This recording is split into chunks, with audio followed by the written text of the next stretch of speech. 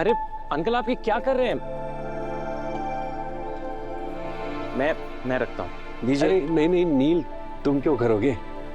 हमारे दामाद हो तो रहने दो। अंकल बेटा और दामाद में कोई फर्क होता है क्या? छोड़िए, मैं रखता हूँ। अच्छा हाँ जी। आराम से आराम से। हाँ भाई।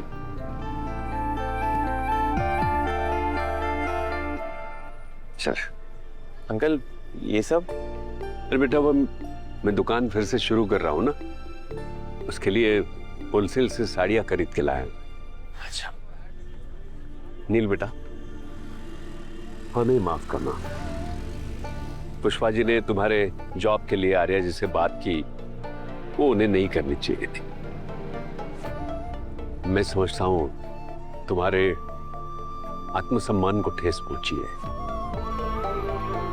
तुम्हें बुरा लगा है, लेकिन तुमने जो सिमरन के साथ किया वो भी तो ठीक नहीं था। जैसे तुम्हारा आत्मसम्मान है उसका भी है। और जब वो तुम्हें कह रही थी कि उसने किसी को फोन नहीं किया तो तुमने उस पर भरोसा करना चाहिए था। देखो नील, हर रिश्ते की बुनियाद भरोसे पर होती है। अगर भरोसा टूट जाए तो रिश्ते को बिखरने में देर नहीं लगती।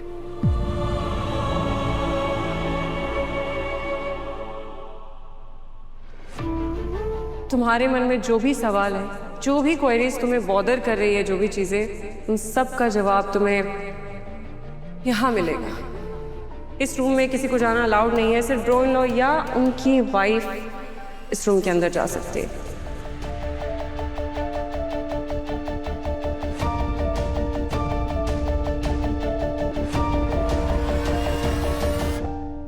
अनु, बिना आर्य सर की परमिशन के इस तरीके से उस कमरे में जाना बिल्कुल भी सही नहीं होगा। हाँ यहाँ पे रखते हो। हाँ अरे यहाँ रखते। हाँ अरे पुष्पा जी क्या खा रही हैं और क्या छुपा रही हैं? हाँ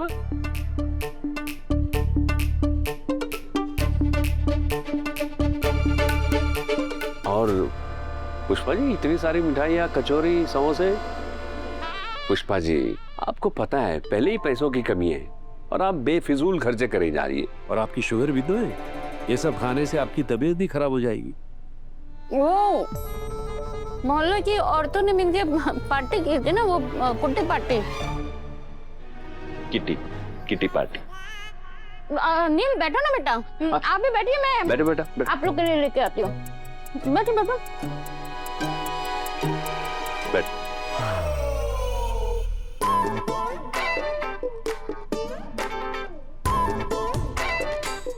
कुछ तो गड़बड़ है। पुष्पा जी जरूर कुछ छुपा रही है। अनु से बात करनी पड़ेगी, शायद उसे पता हो।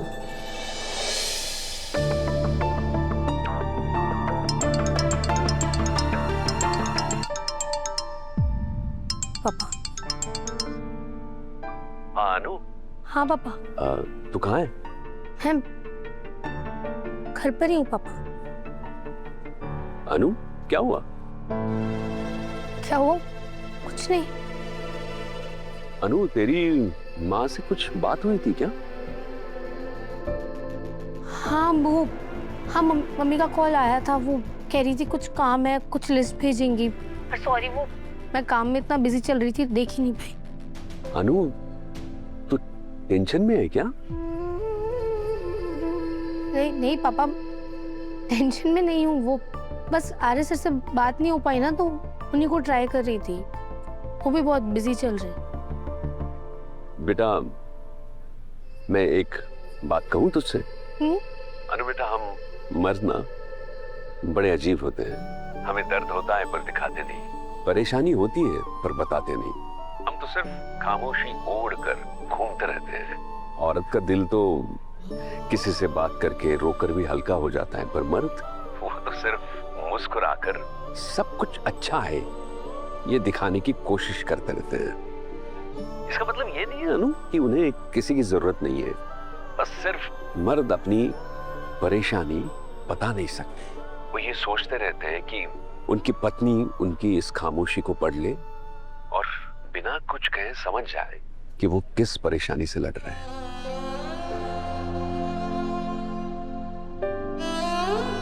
ठीक है बेटा। हाँ हाँ पापा। मैं फोन रखता हूँ। जी पापा, बाय, ध्यान रखिए।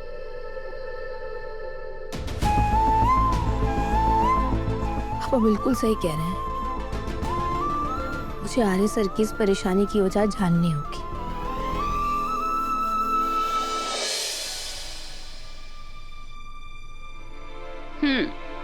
ये लीजिए चाय।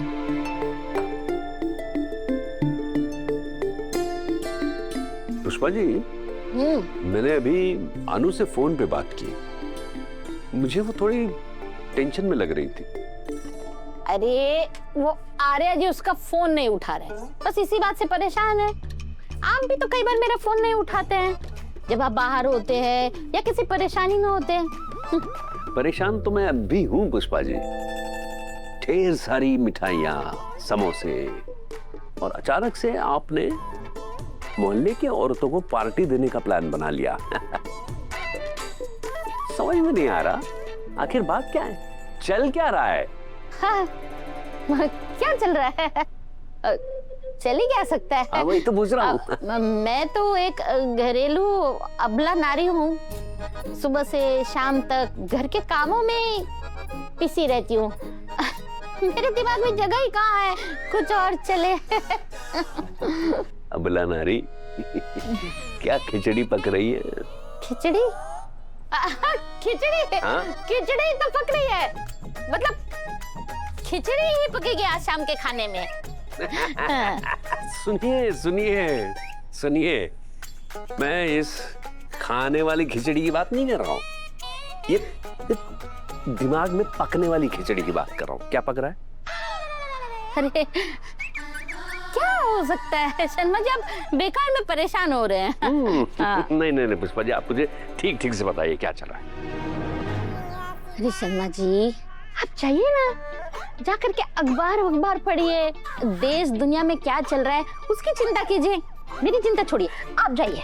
अरे जाइए, मैं खिचड़ी पका रही हूँ, देर मत कीजिए।